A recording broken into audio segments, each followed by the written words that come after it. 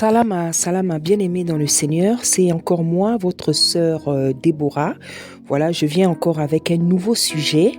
Et bien-aimé, comme je vous ai dit, Tata Nzambe veut vraiment restaurer la vie de ses enfants. Tata Nzambe veut restaurer la vie de ses enfants. Tata Nzambe veut arranger tout ce qui ne va pas dans la vie de ses enfants. C'est pour ça que vous voyez qu'il nous donne beaucoup de sujets comme ça. Et vous allez remarquer, il a donné ces derniers mois beaucoup de sujets sur le mariage. Parce que justement, le mariage est la première institution. Et lorsque il y a mariage dans la société, lorsque un mariage est solide et heureux, ça fait beaucoup, beaucoup de gens qui sont heureux parce que dans le mariage, il y a les enfants. Et les enfants, lorsqu'ils sont heureux, ils sont bien éduqués, c'est eux qui font l'avenir. C'est pour ça que Tata Nzambe est en train de chercher à restaurer les mariages, c'est-à-dire les mariages qui sont détruits. Tata Nzambe cherche à les restaurer. Ceux qui ne sont pas encore mariés, Tata Nzambe cherche à les bénir parce que la famille, le mariage, la famille, c'est le socle de la société. Tata Nzambe ne fait rien au hasard. Donc, tous ces sujets que Tata Nzambe est en train de nous donner, c'est non seulement pour que les gens sortent du péché, parce que notre Tata, il est saint. C'est un Tata qui est saint. Donc, nous sommes ses enfants. Nous, en tout cas, qui nous disons être ses enfants, nous devons abandonner le péché. Nous devons être saints comme lui, il est. Voilà. Donc, c'est pour ça que vous voyez, il y a des sujets que Tata Nzambe est en train de nous donner. C'est pour que son peuple arrête le péché, que son peuple, les familles soient restaurées. Parce que c'est pour ça qu'il a envoyé son fils. C'est pour que nous soyons libérés de tout ce qui peut nous attrister, nous détruire. Voilà. Donc, là, maintenant, je viens parler, le Seigneur m'a parlé des femmes, en fait, qui sont avec des hommes mariés, des concubines. Les femmes qui sont avec des hommes mariés, les femmes qui sont leurs concubines. C'est-à-dire que il y a un homme qui est marié, toi tu es sa concubine. Ah bon, je ne vous apprends pas, je ne vous apprends pas le terme, qu'est-ce que ça veut dire. Je dis peut-être pour les gens qui ne savent pas qu'est-ce que ça veut dire une concubine. C'est pour les femmes qui sortent. En fait, le Seigneur m'a parlé, voilà, des femmes qui sortent qui sont avec les maris des autres. Bien aimé, vous savez, c'est une très mauvaise chose. Vous savez, dans la Bible et même dans le monde, et c'est quelque chose qui revient de la Bible, on dit dans le monde que il ne faut jamais faire aux autres ce que tu ne veux pas qu'on te fasse. Vous savez, l'adultère, le divorce, tout ça, ce sont des choses graves. Ce sont des choses que la Bible condamne. Ce sont des choses que la Bible condamne, ce sont des choses très graves. Comme je dis tout à l'heure, le péché, la décadence est tellement accrue dans le monde qu'en fait, ce qui était grave, ce que Tata Nzambe considère comme grave, les gens ont normalisé. Vous savez, l'adultère, le divorce, le concubinage, tout ça, c'est des choses que Tata Nzambe n'aime pas parce que c'est le péché. C'est pas comme ça que devraient vivre ses enfants. Et les femmes aussi qui vivent avec les maris des autres, qui vivent avec un homme qui est marié, c'est un grand péché. Parce que ce que tu fais à l'autre, il faut savoir qu'on va te le faire. Toi, aujourd'hui, tu sors avec le mari, un homme qui est marié. Tu sors avec un homme qui est marié.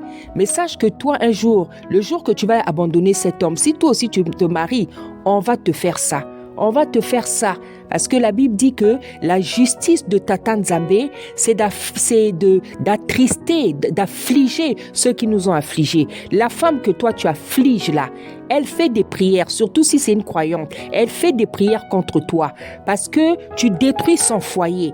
À cause de toi, le papa n'est pas là à l'heure, le papa est souvent absent. Donc, tu fais manquer à une femme son mari, tu fais manquer à des enfants son mari bien-aimé. Il faut sortir de ce genre de liens. Ce sont des liens très très graves. Ce sont des liens très très graves. Il faut sortir de ce genre de liens, il faut sortir de ce genre de situation. Il y a des gens, ce sont des liens. Tu es là, tu as un lien avec toi, tu dois passer à la délivrance. Il y a des gens, c'est par méchanceté qu'elles font ça. Elles sont avec le mari d'autrui, c'est par méchanceté. C'est même pas un lien, mais c'est par méchanceté. Mais quelle que soit la situation dans laquelle tu te retrouves, toi qui es dans ce genre de situation, tu dois sortir de là. Tu ne peux pas être heureuse pendant qu'une autre femme est malheureuse, surtout si c'est le mari d'autrui. Tu ne peux pas être heureuse pendant qu'une une femme mariée est malheureuse. Tu ne peux pas être heureuse pendant qu'il y a des enfants qui sont malheureux. Parce que cette femme-là, elle est mariée. Son mari-là, avec lequel toi tu es en train de jouer, il a payé la dot à la famille de cette femme-là. Donc, leur situation, elle est officielle, elle est légitime. Donc, agréée par les hommes, agréée par Tata Nzambe.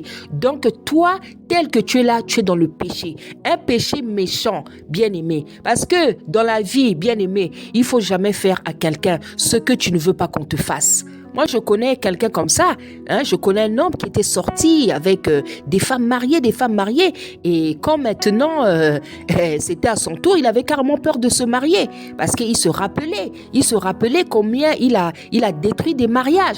Donc, bien aimé, il faut faire très, très attention. Là, Tata Nzambe est vraiment en train de donner des sujets pour que son peuple sorte du péché, pour que son peuple arrête le péché, bien aimé. C'est un vilain défaut, c'est un méchant défaut. Vous savez, dans la vie, tout le monde a des défauts. Moi, je dis toujours, tout le monde a des péchés, tout le monde a des défauts. Mais il faut toujours se débrouiller pour que le péché que tu commets ne fasse pas mal à quelqu'un, ne fasse pas souffrir. Parce qu'il y a des péchés qu'on commet, ça détruit notre propre vie à nous-mêmes. C'est-à-dire que c'est à nous-mêmes qu'on se fait mal. Mais quand dans ta vie, tu commets un péché qui fait maintenant mal à une personne, qui fait souffrir une personne, qui fait souffrir un groupe de personnes, bien aimé, tu es en danger. Il ne faut jamais banaliser quand tu fais souffrir quelqu'un. Ce n'est pas bon du tout. Ce n'est pas bon du tout. Vraiment, ça ne sera pas une exhortation trop longue parce que il y a vraiment pas besoin de prendre, d'expliquer ça pendant 1 heure pour comprendre que ce n'est pas une bonne chose. Ce que tu fais là, toi qui es dans cette situation, dis-toi, si tu l'as oublié, rappelle-toi que tu es en train de faire souffrir une femme. Tu es en train de faire souffrir des enfants. Tu es en train de faire souffrir une famille. Parce que cette femme-là qui a été mariée légitimement, elle est en train de se plaindre. Les enfants sont en train de se plaindre. Toi, par ta présence, tu mets le trouble dans cette famille.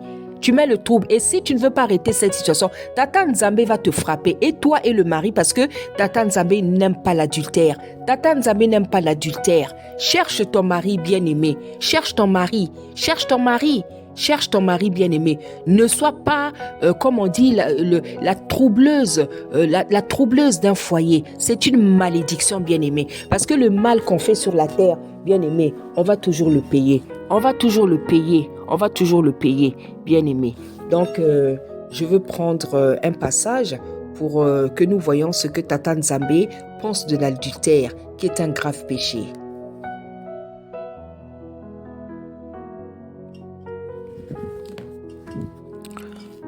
Nous sommes dans Proverbe 6. Je peux commencer à partir du verset 20. Voici ce que dit la Bible. Mon fils, garde les préceptes de ton père et ne rejette pas l'enseignement de ta mère. Lis-les constamment sur ton cœur, attache-les à ton cou. Ils te dirigeront dans ta marche. Ils te garderont sur ta couche. Ils te parleront à ton réveil. Car le précepte est une lampe et l'enseignement... Bon, je peux descendre... voilà. À 24. Ils te préserveront de la femme corrompue. La femme corrompue, donc la femme qui n'est pas sage. De la langue doucereuse de l'étrangère.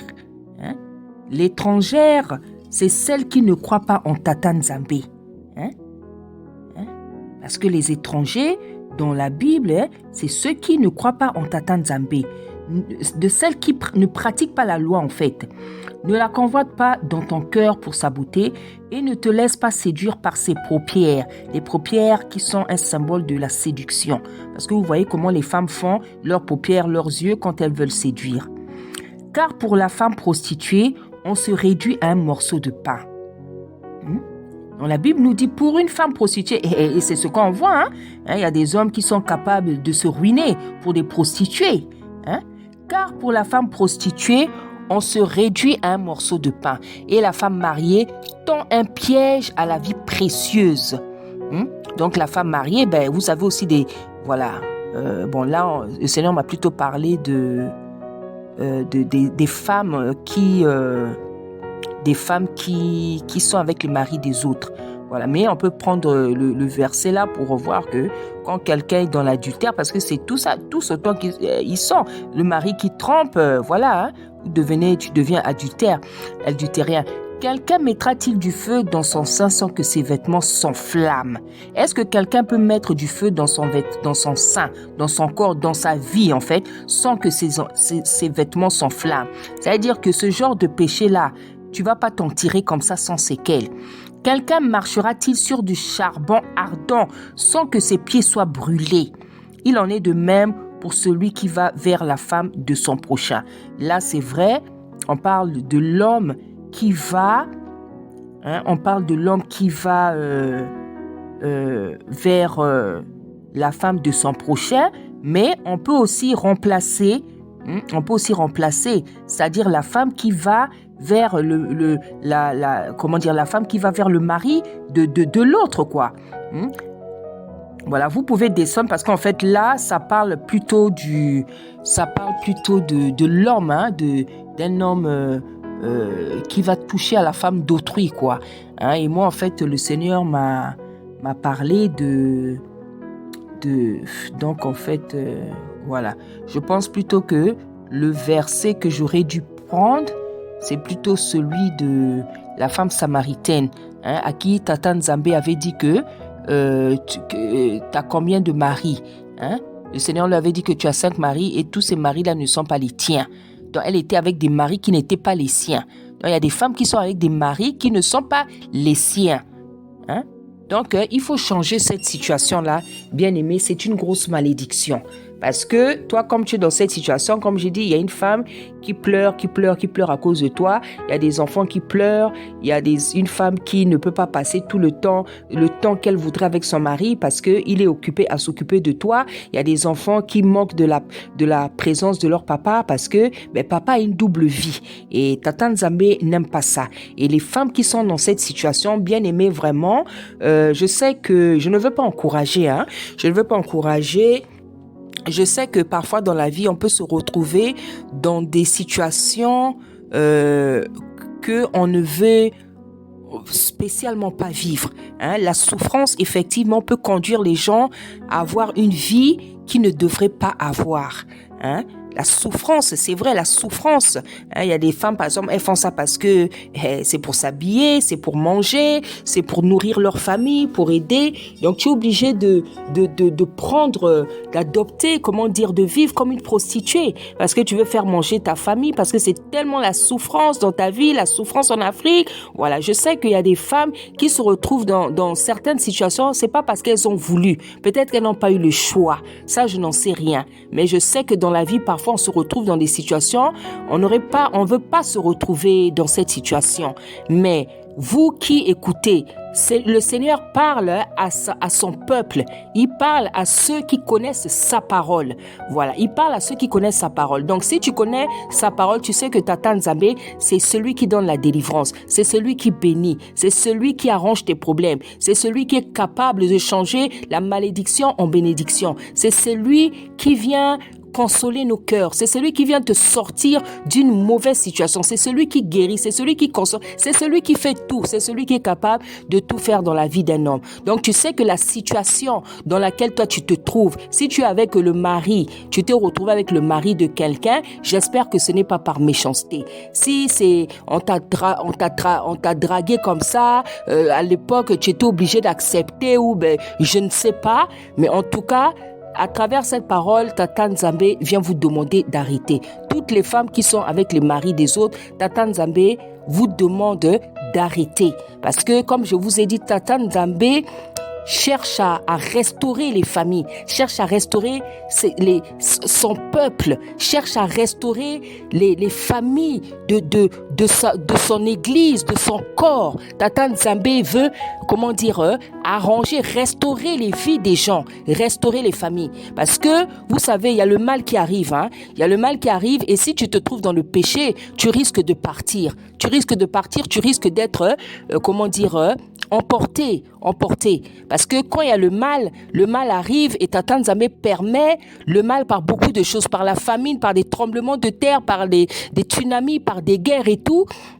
Et il profite pour faire un nettoyage sur la terre. Il profite pour faire un nettoyage sur, dans son église, dans son corps. Voilà. Donc, c'est pour ça que vous voyez maintenant, Tata Nzambe est en train de donner beaucoup de messages, des messages de plus en plus pressants, des messages de plus en plus pratiquement tous les jours, parce qu'il ne veut pas perdre ses enfants, il ne veut pas perdre ses élus. C'est pour ça qu'il vient donner des messages de sanctification, de dépouillement, parce que il sait que il cherche à nettoyer la terre, à nettoyer son église, et c'est par son jugement. Donc, il ne veut pas que tu te retrouves dans le groupe des gens qui vivent une vie de péché, qui ne veulent pas se convertir. C'est pour ça que Tata Nzambe est en train de donner tous ces messages-là, bien-aimés. Toi qui te retrouves dans cette situation, tu vis avec un homme marié, ma sœur, s'il te plaît, détache-toi de là. Demande à Tata Nzambe de te donner la force. Il est capable. La Bible dit que c'est lui qui produit le vouloir et le pouvoir. Il est capable. La Bible dit que rien n'est impossible à celui qui croit et rien ne lui est impossible à lui. Donc, il suffit que tu le veuilles. Certainement, tu as aussi un mari. Tu as aussi ton mari quelque part qui t'attend. Mais si tu t'attaches seulement à cette situation-là, ton mari ne pourra pas venir vers toi. Et puis, c'est pas une solution. Tu as besoin d'un mari, tu as besoin d'argent, tu ne vas pas prendre la chose qui appartient à une autre personne. La Bible nous dit de ne pas envier le bœuf de l'autre, la femme de l'autre, le bien de l'autre. Tu ne dois pas vivre dans une vie d'envie, de jalousie, de convoitise. Non, ce dont tu as besoin, tu dois le chercher toi-même, tu dois le produire toi-même, tu dois le demander à Tata Nzambe.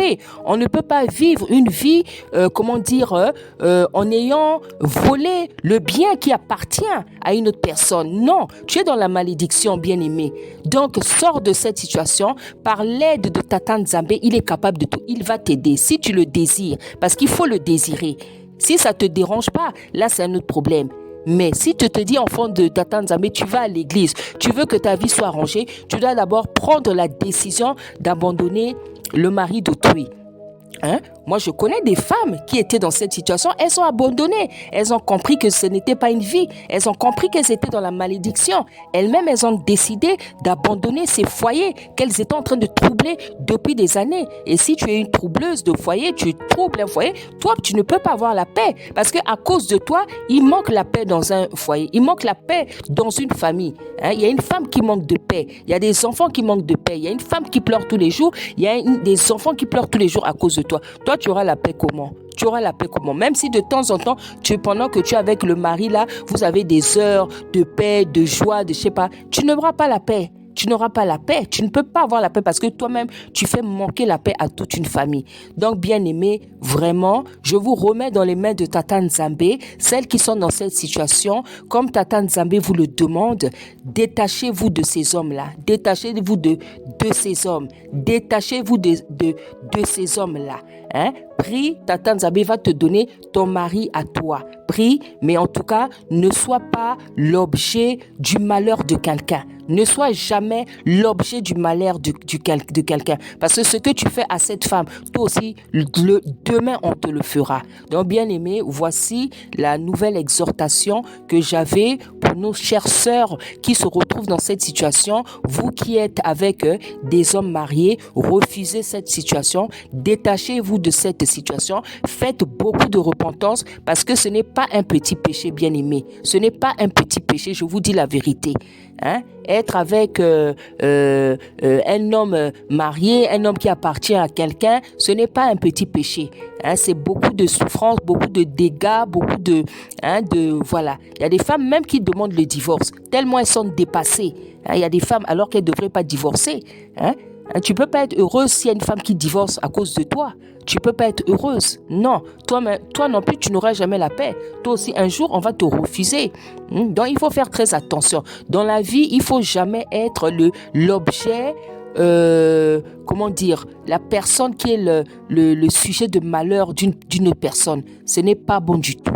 Donc, bien aimé, vous qui êtes dans cette situation, refusez cette situation, détachez-vous de cette situation, faites beaucoup de repentance, Si tu peux même aller demander pardon à cette femme-là que tu as fait souffrir, que tu fais souffrir, même à ses enfants, pourquoi pas? Tu peux le faire. Donc, bien aimé, vraiment, que Tata Nzambe vous donne la force, qu'il vous soutienne. Lui qui est venu donner ce message, lui qui donne ce message, que lui, il soit votre aide, qu'il soit vos soutiens et que Tata Nzambe vous pardonne de ce genre de péché et qu'il vous lave avec son sang. Soyez puissamment bénis au nom puissant d'Issaïa Congo. Merci.